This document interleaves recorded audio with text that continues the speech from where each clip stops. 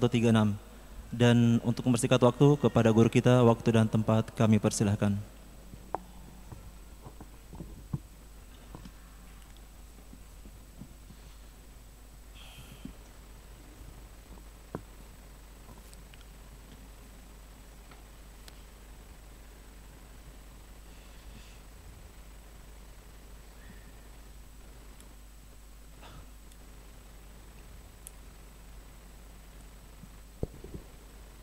Bismillahirrahmanirrahim. Assalamualaikum warahmatullahi wabarakatuh. Alhamdulillahi rabbil alamin. Nahmaduhu wa nasta'inuhu wa nastaghfiruhu wa na'udzu billahi min syururi anfusina wa min sayyiati a'malina. May yahdihillahu fala mudhillalah wa may yudlilhu fala hadiyalah.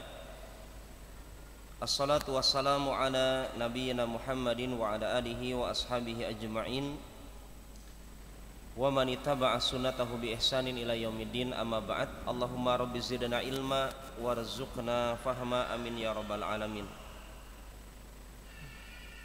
Para hadirin jamaah sekalian, di malam ini kita akan melanjutkan kajian masih seputar pembahasan al-buyu', jual beli. Di pembahasan kita di malam ini, sebagaimana yang ditulis oleh para penulis di sini, al-mas'alatu tsaminah, pembahasan yang ke-8 tentang aqdul murabahah, akad murabahah. Murabahah yang dimaksud oleh penulis adalah bay'u sil'ati bi thamanihal ma'lum bainal muta'aqidain bi ribhin ma'lum bainihima atau bainahuma. Jual beli barang dengan harga yang diketahui oleh kedua pihak. Pedagang dengan pembeli mengetahui modal harga itu barang. Katakan air mineral ini dijual biasa berapa? Rp1.000, ya. Biribihin maklum bainihima au bainahuma. Pedagang itu menyampaikan kepada pembeli bahwa, Pak, ini sebenarnya saya jual memang 1.000, modalnya itu Pak 850, jadi untung saya dari 1.000 itu adalah Rp150. Konsep jual beli seperti ini dibenarkan dalam agama Islam dan masuk konteks saling meridhoi. Kenapa mesti ada istilah akad murabahah? Murabahah itu artinya ribah, akad jual beli yang disampaikan labanya. Walaupun di pasar Kendari yang kita ketahui jarang orang kasih bocoran modalnya. Jarang orang ngasih bocoran modalnya. Tetapi dalam suatu kondisi, penulis di sini menyebutkan kenapa mesti ada seperti ini konsep dibolehkan. Al-haja masa ila jawazihi, karena adanya kepentingan, ya, sehingga konsep ini dibenarkan. Membocorkan modal dan untung dalam jual beli nggak masalah, tapi tidak untuk semua pembeli. Ya, tidak juga untuk semua pembeli, karena terkadang ada pembeli yang tidak pandai membeli. Ya, ada beberapa orang Islam belanja itu belanja aja, khususnya bapak-bapak itu kalau ke pasar, ya, bapak-bapak kalau di request sama istrinya beli ini beli aja, nggak ada tawar menawar itu, umumnya begitu. Ya, walaupun ada tipe-tipe bapak yang bisa menawar. Maka atau terkadang ada pembeli yang memang dia tidak pandai membeli. Mau laki-laki mau ada perempuan. Beberapa orang Islam belanja itu, maka dalam Islam diperbolehkan seorang pedagang itu menyampaikan, khususnya bapak-bapak itu kalau modalnya sekian, labanya sekian, ya, silakan bapak mau beli silakan. Mau tawar ya bapak sudah tahu mau request sama istrinya beli ini beli aja. Tapi kalimat ini betul-betul jujur, ya, bukan seperti beberapa pedagang yang saat ini pura-pura jujur di hadapan pembelinya. Ya, Pak, walaupun jangan, ada Pak, tipe-tipe nggak ada wabah untungnya. yang Padahal bisa memang sudah ada untungnya. menawar. Bahkan mungkin itu Maka, barang tinggal untungnya. atau gitu. terkadang ada khususnya di Pembeli siang hari yang atau menuju sore hari atau mau menutup tokonya misalnya. Banyak orang ketika ditawar itu apa? Masih susah gitu misalnya. Beda dengan kasus seperti itu. Memang ya. dia tidak pandai Pembahasan membeli. kita di awal kajian kita pada kesempatan ada kali ini beberapa adalah orang Islam ya, belanja ketika itu seorang dalam pedagang jujur menyampaikan modalnya sekian, khususnya labanya sekian, labanya di hadapan ya, pembelinya. silakan Bapak. Karena sang pembeli mungkin kurang paham tentang konsep jual beli, maka tidak silakan. Mau tawar Bahkan ya, mungkin Bapak pembelinya modal juga saya tidak mau paham mau tidak masalah. Anda sampaikan saja. Dan ana masih mendapatkan beberapa, masya Allah, beberapa ikhwah kalau jualan kepada kita para ustadz biasanya jujur tuh ikhwah. Jujur ustadz, ini modalnya sekian, ana ngambil laba sekian, terserah antum mau nawar lagi nggak boleh. Itu banyak yang begitu. Ya, pernah ana pesan baju, tolong jahitkan, itu kita kasih kain kepada ikhwah yang suka jahit ini. Kemudian setelah jadi bajunya, saya bilang berapa harga totalnya? Sekian ustadz. Sudah sekian total itu, kalau ana lihat harganya itu ikhwah ya di bawah rata-rata biaya jahit gitu. Setelah dia berikan harga di bawah rata-rata para penjahit di Kendari, dia bilang begini, Ustadz kalau Ustadz mau nawar silakan. Dalam hati saya terlalu juga kalau sudah diturunkan masih ditawar lagi gitu kan. Artinya tipe-tipe ikhwah ada yang seperti itu. Walillahil hamd. Ya semoga bisnisnya berkah. Ini yang di inti dari kalimat murabahah itu adalah dikarenakan murabahah artinya ar-ribah, keuntungannya disampaikan kepada pembeli, dan itu nggak masalah para jemaah. Intinya jujur, ya. Pedagang dianjurkan untuk jujur, atau tidak disampaikan pun tidak apa-apa, ya. Atau tidak disampaikan pun tidak apa-apa. Ini hanya kita sampaikan bahwa akad seperti ini ternyata diperbolehkan dalam fikih Islam. Kemudian beralih kepada pembahasan selanjutnya. Al-mas'alatu tasi'ah, pembahasan jual beli yang terakhir di buku ini tentang al-bai'u bitaqsid,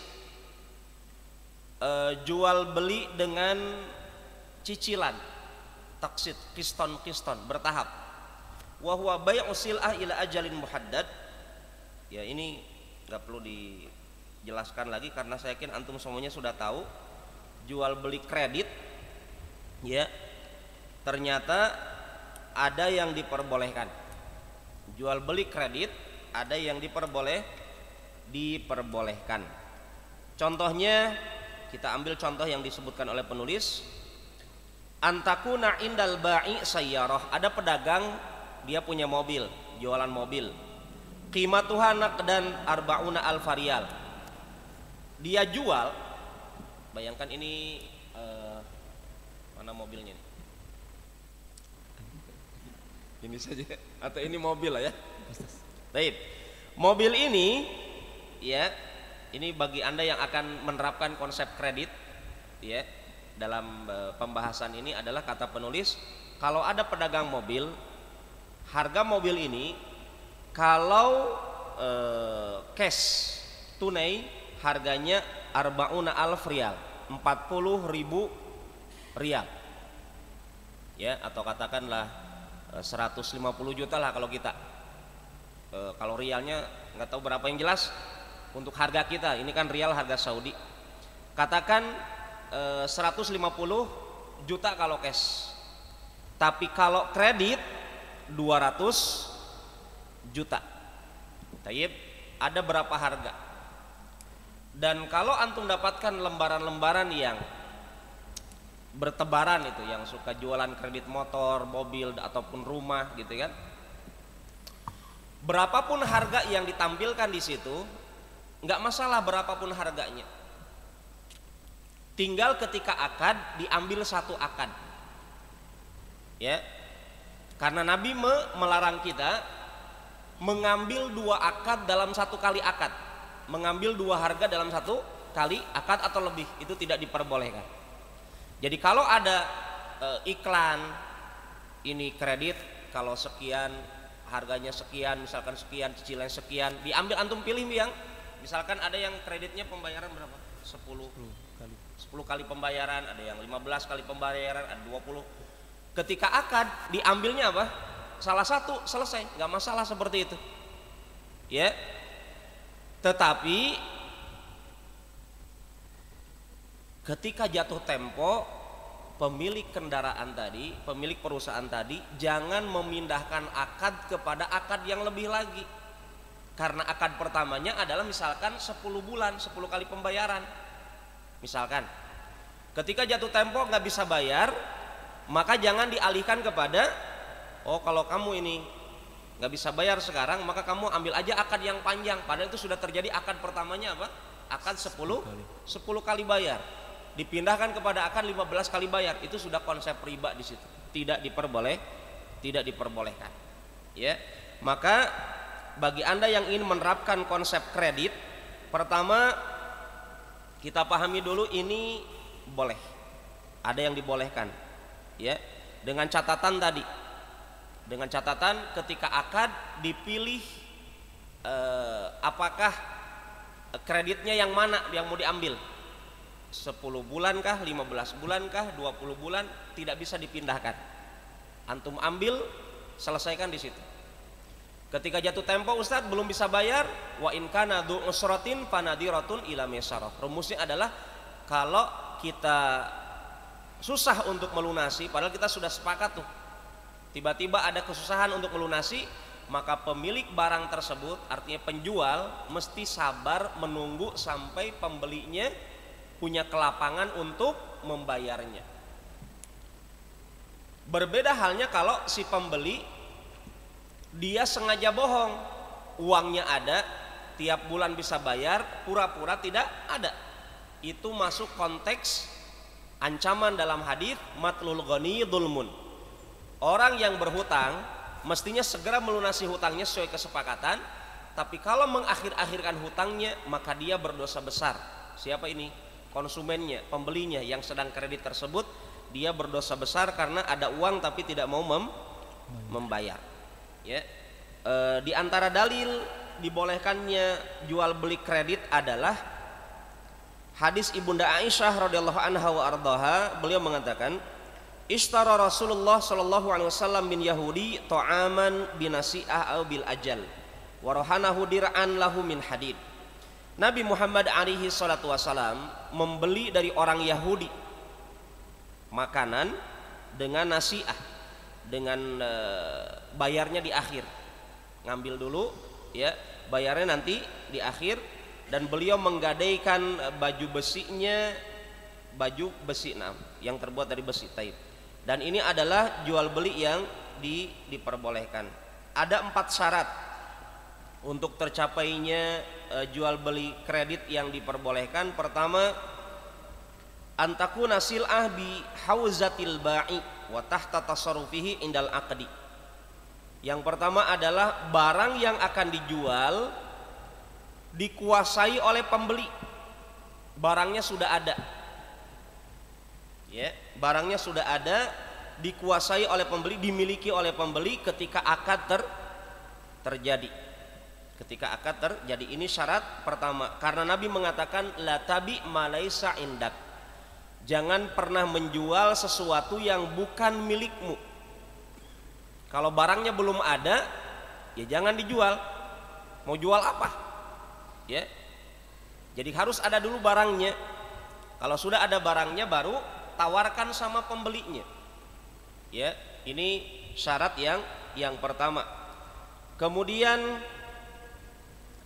la yajuzu iljamul mustari indal aqdi aw fi ma ba'd bidaf'i mablagh zaid ala mattafaqa alaihi indal aqdi fi hali ta'akhurihi an daf'il aqsat li anna dzalika riban muharram.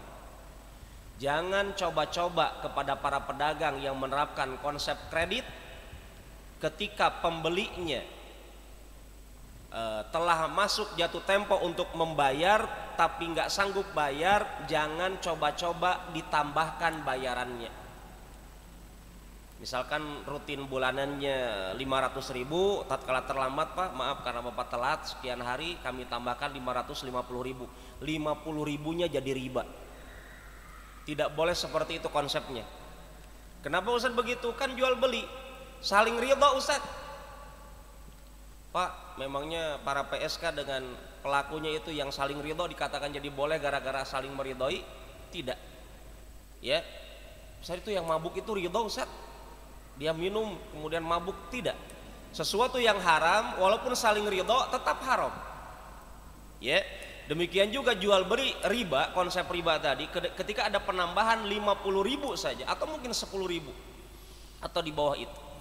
Ketika jatuh tempo, biasanya 500.000 jadi 510.000, maka 10.000-nya adalah riba. Ya, dan ini adalah diharamkan. Maka bagi Anda yang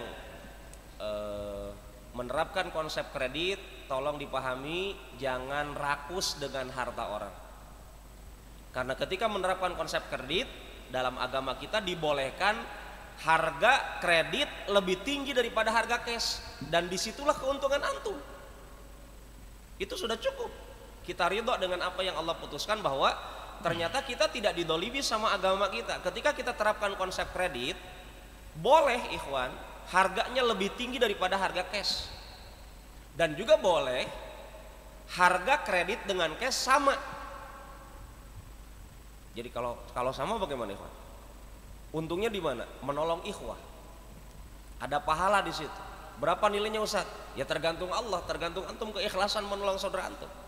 Artinya keuntungan itu jangan hanya dilihat dari sisi materi. Di Kendari ini ana dapatkan alhamdulillah beberapa ikhwah menjual tanah kapling, mau cash mau kredit sama. Ada beberapa seperti itu. Ada juga beberapa ikhwah yang mempunyai tanah kapling, menjual cashnya sekian, menjual kreditnya lebih besar daripada cash, nggak masalah. Yang penting ketika akad diambil salah satu konsepnya, mau cash atau kredit, gitu. Diambil salah satu. Ini yang kedua. Syarat yang ketiga dalam jual beli kredit yang ditulis penulis adalah yuhramu 'alal mushtari al-mali al-mumathalah fi syadadi mahalla minal aqsad. Diharamkan kepada pembeli yang menerapkan konsep kredit jangan lambat bayar hutang ketika mampu, ya, karena itu adalah mendolimi pihak pedagang untuk memutar uangnya. Bayangkan kalau yang malas bayar hutangnya itu 10 orang, 15 orang seterusnya, akhirnya uangnya mandek di pembeli. Kasihan para penjual yang mereka juga punya kewajiban menafkahi keluarganya. Atau minimal penjualnya ini sedang mengumpulkan uang panaik dengan konsep jual beli, kan kasihan. Karena sebenarnya ingin nikah tapi ini ikhwah udah dikreditkan, tiba-tiba masya Allah, itu kan mendolimi juga gitu kan. Artinya kan tidak semua pedagang sudah nikah gitu, ya, tidak semua pedagang sudah menikah. Maka tolong kepada Anda yang menerapkan konsep kredit, ya, untuk sebisa mungkin dirutinkan melunasinya tepat waktu dalam rangka membantu pembeli. Yang terakhir, la haqqa lil ba'i fil ihtifad bi mulkiyatil mabi' ba'dal bai'. Walakin yajuz lahu an yashtarita 'alal mushtari rahnal mabi' indahu li dhamani haqqihi fi istifa'il aqsat al muajjalah. Syarat yang keempat dalam kredit adalah seorang pedagang tidak memiliki hak untuk menguasai barang yang dikreditkan sama pembelinya, karena itu barang ketika akan terjadi sudah milik pembeli, bukan lagi milik penjual. Walaupun belum lunas Ustadz, iya, ketika sudah akan terjadi itu sudah beralih kepemilikan dari pedagang kepada pembeli. Tapi kata penulis boleh disyaratkan dari pihak pedagang boleh memberikan syarat kepada pembeli. Ingat Pak ya, kalau Bapak rajin malas bayar hutang, itu kami akan menjual aset Bapak yang Bapak beli kemarin dari kami untuk mengembalikan hutang Bapak kepada kami. Itu boleh kalau ada kesepakatan antara pedagang dengan pembeli. Karena dalam suatu kondisi terkadang pembeli nggak sanggup lagi bayar hutang, ya. Maka bagaimana? Artinya nggak sanggup lagi bayar cicilan. Solusinya syarat keempat ini sebagai pemberi keamanan kepada dua belah pihak, pedagang pembeli, adalah buat syarat kalau nanti misalkan tidak sanggup melunasi cicilan Bapak harus siap kami jual kembali aset Bapak tersebut dengan harga saat itu karena sudah dipakai. Kemudian nanti lebihnya Pak, keuntungannya misalkan motor gitu ya, di kredit. Sisa berapa bulan nggak sanggup, ya sudah dijual. Dijual kemudian barangnya nanti nilainya berapa juta, hutang Bapak sama kami berapa kemarin waktu akad. Lunasi, sisanya ada lebihnya kembalikan kepada si pembeli. Ya, dan itu adalah solusi yang diberikan oleh para penulis di sini. Ini mungkin pembahasan tentang jual beli yang ditulis oleh penulis. Kemudian kita beralih kepada pembahasan riba. Ya. Walaupun tidak detail tapi minimal dengan membahas ini semoga kita bisa dapat ilmu yang bermanfaat seputar riba. Al-Babu Tsani, pembahasan kedua berkaitan dengan riba. Pengertian riba, kenapa dikatakan riba? Ar-riba bimakna az-ziyadah. Riba itu artinya adanya penambahan. Adanya penambahan, dan semua kita sudah paham hukumnya riba adalah diharamkan. Ya. Walaupun ada istilah dari para ulama tabi'in, ada istilah riba halal, riba haram, tapi faktanya itu hanya sekedar ungkapan saja, tetapi dalam prakteknya bukan riba. Ya. Sebagaimana ungkapan Umar ibn Khattab, nikmatul bid'ah hadihi, senikmat-nikmat bid'ah adalah ini, padahal yang dimaksud bid'ah oleh Umar adalah bukan bid'ah secara agama.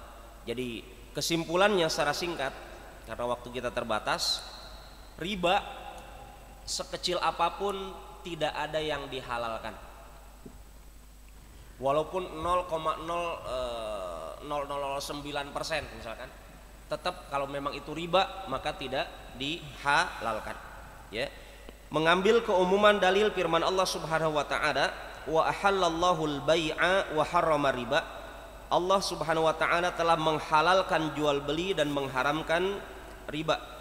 Kemudian di ayat yang lain, ya ayyuhalladzina amanu taqullaha wa daru ma baqiya minar riba in kuntum mu'minin. Wahai orang-orang beriman, takutlah kepada Allah, bertakwalah kepada Allah, dan tinggalkan apa yang tersisa dari riba. Jadi kalau memang masih ada ribanya, tinggalkan. Ya, sekecil apapun, in kuntum mu'minin, apabila kalian orang-orang yang beriman. Apalagi ada ancaman dari Allah Subhanahu wa taala bagi Anda yang menerapkan konsep riba, alladzina ya'kuluna riba, orang-orang yang memakan harta riba. Ingat, riba itu bisa jadi konsep bank, pinjam, dan apapun nama banknya para jemaah. Mau pakai nama syariah atau tidak, yang harus dilihat akadnya, bukan namanya. Sebagaimana antum tahu ada sekarang minuman apa itu? Zero alkohol misalkan. Walaupun judulnya zero, tapi kalau ketika diminum ada alkoholnya, tetap tidak ada manfaatnya nama. Ya, sebagaimana orang mengatakan, Ustadz ini bukan riba, ini bunga. Saya bilang bunga tapi berduri dan durinya beracun. Artinya hanya pemalingan nama saja itu tidak mempengaruhi perubahan hukum. Maka yang harus dilihat adalah akadnya. Termasuk kepada ikhwah dan akhwat dan seluruh kaum muslimin yang semua kita kemungkinan sedikit banyak sudah bersinggungan dengan riba. Motornya masuk riba, mobilnya riba, apalagi rumahnya riba, kulkasnya masuk, televisinya, handphonenya, bla bla blanya. Maka dengan kajian ini Allah Subhanahu wa taala memberikan ancaman orang yang memakan riba. La yaqumun illa kama yaqumul ladzi yatakhabbathu syaitan minal mas. Mereka tidak akan bangkit di hari kiamat kecuali bangkitnya seperti orang yang kesurupan jin. Maka tidak ada solusi bagi Anda yang sudah terjerumus kepada konsep riba, apalagi menggadaikan apanya gitu kan. Sampai kemarin ada ibu-ibu menangis-nangis. Ya. Gaji bulanannya itu sudah habis. Dan itu pun kurang. Bunganya berbunga. Dia bingung, setiap hari dia harus cari uang 500.000, gajinya sudah nggak ada manfaatnya di rumah, nggak bisa dipakai, sudah nutupi bunga. Dia bingung, Ustaz, saya sudah harus nyari uang sehari 500.000 di masa Covid. Dia juga harus bekerja dari pagi sampai sore, kerja kantornya, gajinya tiap bulan habis.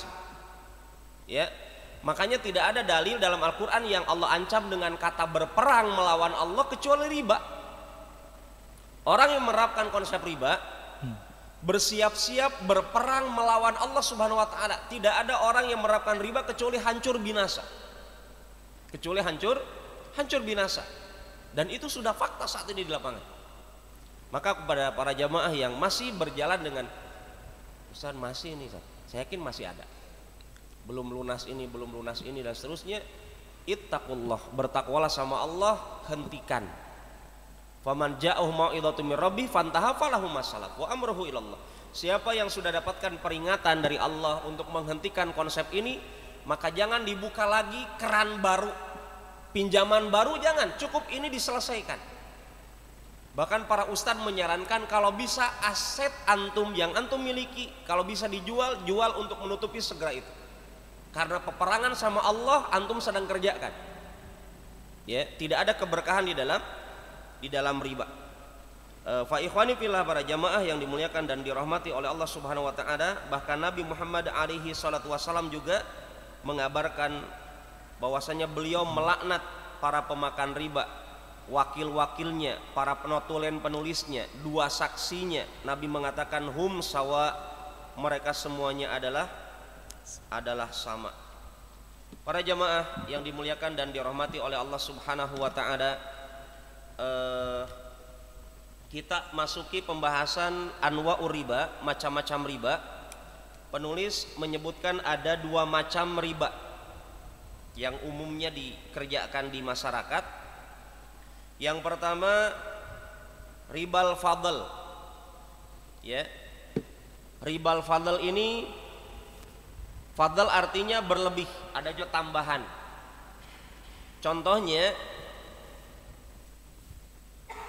sebelum ana masuki pembahasan ribal fadl, ana ingin sebutkan dulu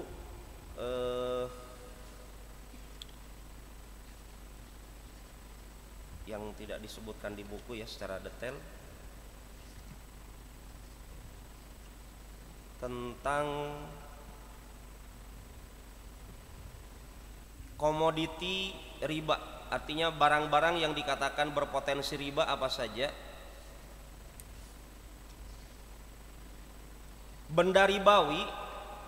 Benda-benda ribawi artinya yang berpotensi ada ribanya adalah hati-hati dengan emas.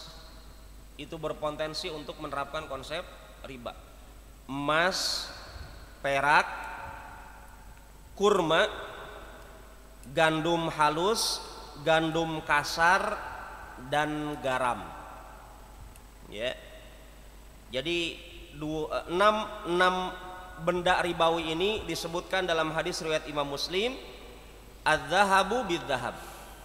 Emas dengan emas itu berpotensi jadi riba. Contoh, ada di antara kita tukar menukar emas. Emas lama ditukar dengan emas baru. Ya. Emas lama ditukar dengan emas baru, gramnya harus sama. Tapi yang terjadi di lapangan biasanya emas baru gramnya lebih kecil daripada emas lama. Ini riba. Walaupun karatnya berbeda. Dan dalam fikih Islam karatnya itu tidak diperhatikan. Yang diperhatikan gramnya berapa gram emasnya. Artinya murni emasnya, tidak ada campurannya. Kalau emas 10 gram, maka ditukar dengan emas 10 gram. Mau emas lama ataupun emas baru. Dan tidak dipandang kepada nilai karatnya berapa karat. Kalau berkurang, ada nilai perbedaan, maka itu akan menjadi riba. Riba fadl, berlebihan, adanya lebih di situ.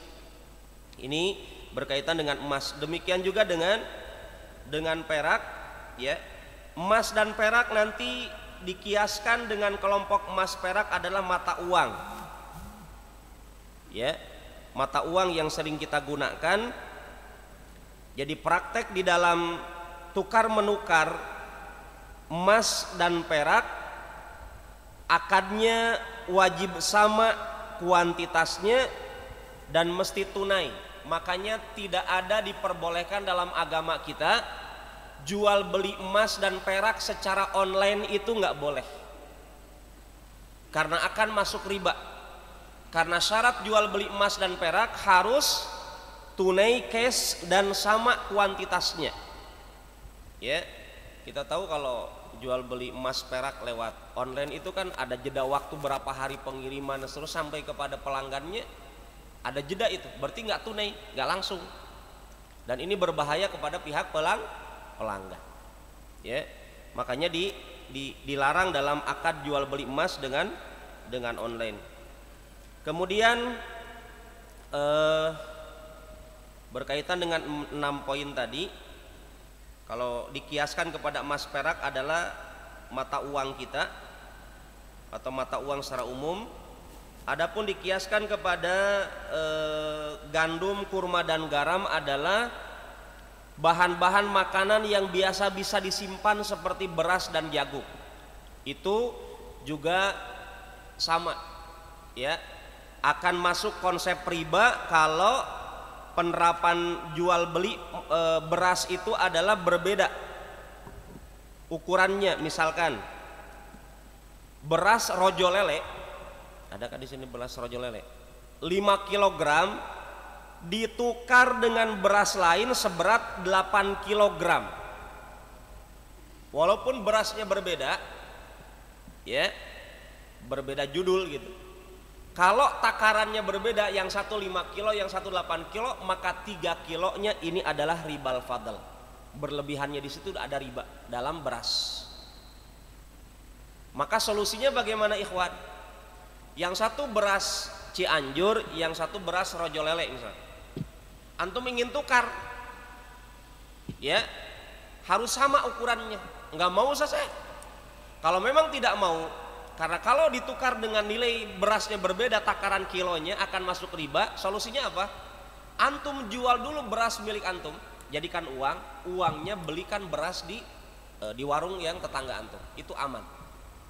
Mungkin itu diantara solusinya kalau ingin terbebas dari riba dalam masalah beras.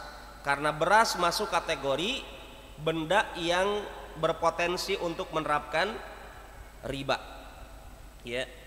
Kemudian ada beberapa catatan tentang barang-barang riba yang 6 kelompok ini. Jika barter dilakukan antara barang yang berbeda namun masih satu kelompok, maka wajib dibayar tunai.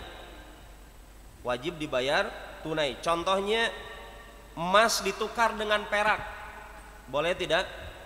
Boleh. Boleh nggak beda berat kalau emas dengan perak? Boleh, karena beda jenis. Misalkan emasnya sekian gram ditukar dengan perak yang lebih besar, harus, karena beda nilainya di bawah emas.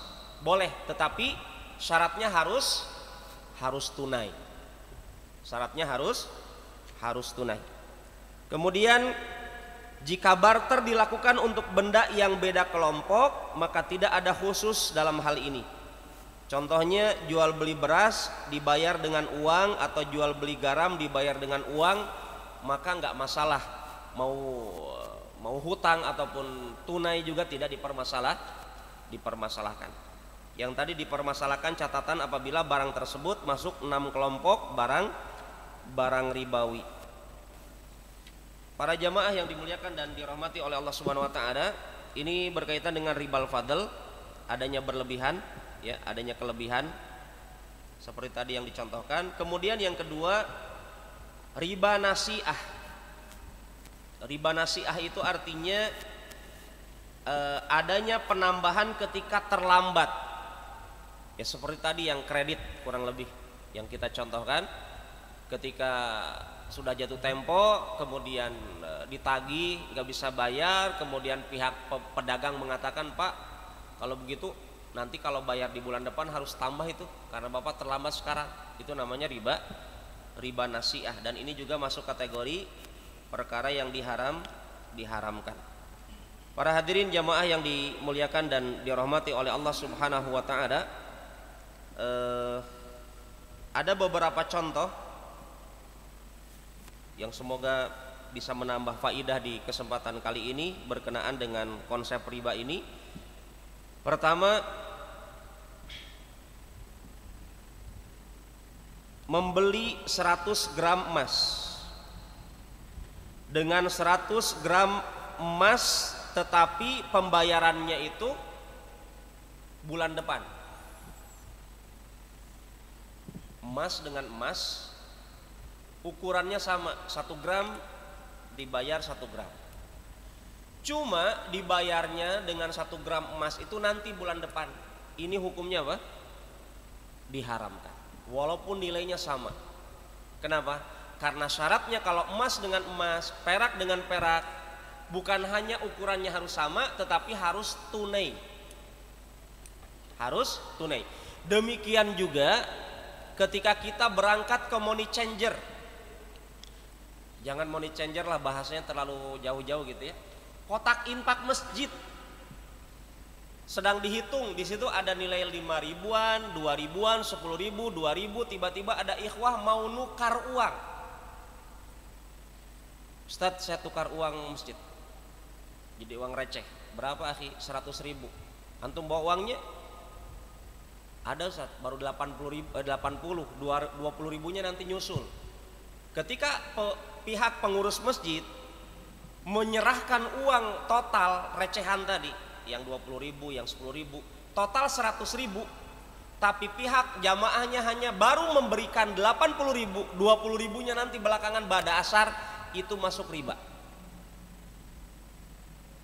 Ya, itu masuk konsep riba. Karena apa? Mata uang. Dalam konsep mata uang dikiaskan kepada emas dan perak. Apa itu? Harus tunai, gak boleh diakhirkan. Karena mata uang itu bentuk nilainya kan kadang berubah. Ya, 100 ribu zaman dulu dengan 100 ribu zaman sekarang berbeda nilainya. Dulu kita 100 ribu di zaman Bapak Soeharto, mungkin antum bisa beli apa gitu. 100 ribu zaman sekarang sekali duduk di restoran kenyangnya hanya berempat mungkin. 100 ribu zaman dulu Masya Allah. Artinya ada perubahan. Makanya dalam penukaran uang, ya, itu harus cash langsung, tidak boleh diakhirkan, dan harus senilai. Kalau rupiah dengan rupiah, dolar dengan dolar. Berbeda kalau rupiah dengan dolar, nilainya akan berbeda. Misalkan dolar berapa sekarang? 15 ribu kah atau sekian ribu, ya. Nah, kemudian cabang dari contoh ini adalah bagi Anda yang pernah berhutang dolar di masa lalu, kemudian dibayar di masa ini, maka pembayaran, kata para ulama, ini jumhur ulama, pembayaran adalah dengan konsep dolar di masa ini, bukan dolar di masa dulu. Ataupun rupiah, ya, ketika kita hutang rupiah di masa dulu, pembayarannya dengan nilai rupiah zaman apa? Zaman dulu atau zaman sekarang? Zaman now. Makanya indahnya antum pemilik rumah BTN yang cicilannya berapa tuh? Anak pernah dapatkan bapak-bapak di Cirebon, Ustadz, rumah anak itu murah banget. Dulu ngambilnya per bulannya hanya 25 ribu. Akhirnya saat sekarang nilai 25 ribu itu nggak ada nilainya, bisa cepat lunas. Begitu konsepnya. Ya, bukan langsung dikalikan dengan berapa kali gitu. Harga dulu dikalikan dengan harga sekarang, tidak. Tetap nilainya dengan harga saat ini. Kemudian contoh yang kedua, ada orang beli gandum, ya, atau tepung 10 gram atau 1 kilo dengan 1 kilo gandum model lain, maka ini dibolehkan. Maka ini diperbolehkan, tapi syaratnya harus langsung di tempat. Kemudian kalau ada yang membeli 50 kilogram tepung dengan seekor kambing, barter, hukumnya apa? Diperbolehkan, ya, karena Kambing bukan masuk kelompok barang riba. Seperti halnya dengan antara uang dengan benda yang lainnya. Kemudian menjual $100 dengan $110. Lebihnya $10 ini adalah riba. Ya. Jadi kalau $100 harus ditukar $100, atau yang sering familiar di kita adalah angpau lebaran di bis-bis itu, yang uang lembaran kenceng ditukar dengan uang leces dari dompet kita untuk angpau lebaran anak-anak di kampung. Itu kan seringkali nilainya lebih. Pak, ini kan baru Pak, kenceng untuk lebaran. Ini semuanya 1 juta, tapi Bapak bayarnya harus 1.100.000, maka 100-nya adalah riba. Karena rupiah dengan rupiah tidak boleh dilebihkan, itu masuk kategori riba. Terus untungnya di mana Ustaz jualan itu? Ya jangan jualan itu. Begitu rumusnya. Ya. Tapi momen Ustaz, ya momen haram. Sama seperti jual petasan. Untung Ustaz, momen mumpung setahun sekali bermaksiat. Ya nggak bisa begitu. Ya, artinya cari pintu rezeki yang lain, dan bab jual beli itu luas banget gitu. Pak ikhwani fillah, mungkin ini yang dapat kami bahas. Semoga ada manfaatnya. Wallahu taala alam bissawab. Toib. Selanjutnya saya berikan kesempatan kepada jamaah yang ingin berikan pertanyaan. Silakan.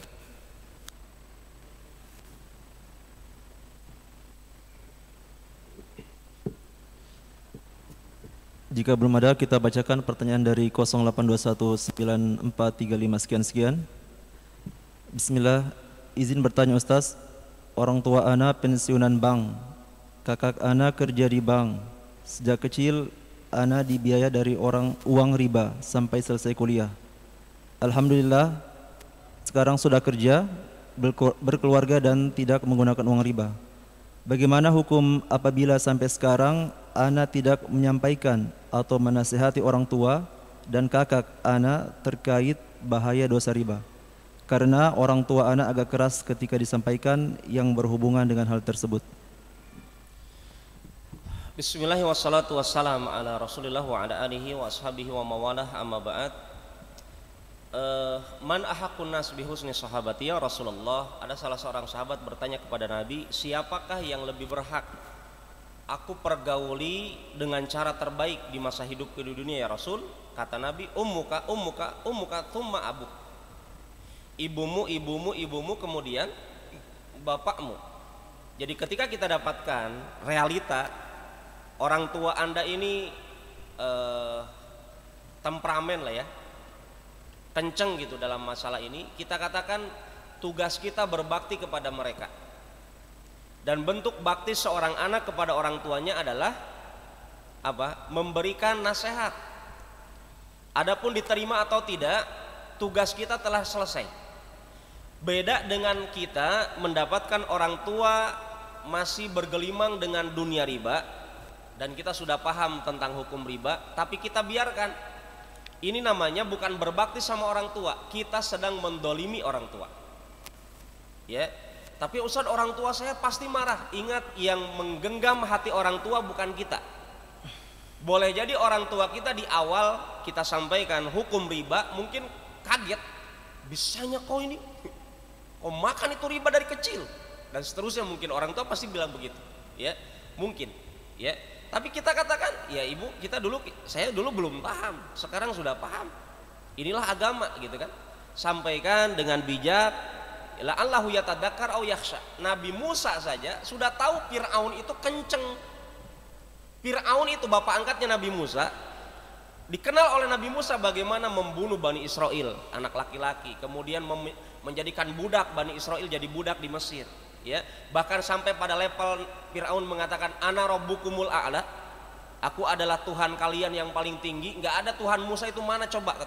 Maka di antara hikmahnya katanya, kenapa dibentuk oleh Haman itu menterinya Fir'aun, kenapa mesti ada piramid? Itu kan rencana logikanya Fir'aun untuk sampai kepada Tuhannya Musa. Dibangunlah piramid yang tinggi seperti itu. Kata dia nggak nyampe juga, mana Tuhannya Musa, nggak ada, kata dia. Artinya sekencang itu pun logikanya Fir'aun di hadapan Allah, kedurhakaannya Fir'aun di hadapan Allah, tetap Nabi Musa apa? Diperintahkan sama Allah. faqula lahu qaulan layyina. Ucapkan wahai Musa, wahai Harun di hadapan Firaun perkataan yang lembut, la'allahu yatadzakkar aw yakhsha. Moga-moga dengan nasihat kalian ini apa? Dia teringat atau muncul rasa takut di hadapan Allah dengan nasihat tersebut. Wa ma 'alaika ilal balag. Tugas kita sebagai orang yang sudah tahu ilmunya adalah menyampaikan. Menyampaikan. Adapun hatinya orang tua kita bukan kita yang merubah, tapi Allah Subhanahu wa ta'ala. Jadi nasihat Anda kepada Anda, ukhti ataupun ikhwah yang orang tuanya Anda ketahui bergelimang dengan riba, tolong jangan dibiarkan dengan kezaliman, tetapi diberikan nasihat-nasihat. Semoga Allah bukakan hatinya sehingga beliau segera bertaubat dari konsep riba ini. Amin ya rabbal alamin. Wallahu ta'ala alam.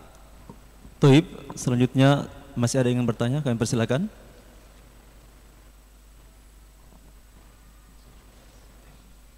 Ya, dengan pertanyaan tadi maka berakhirlah kajian kita pada malam hari ini, dan kita ucapkan jazakumullahu khairan wa barakallahu fikum atas ilmu yang telah diberikan kepada kita semua.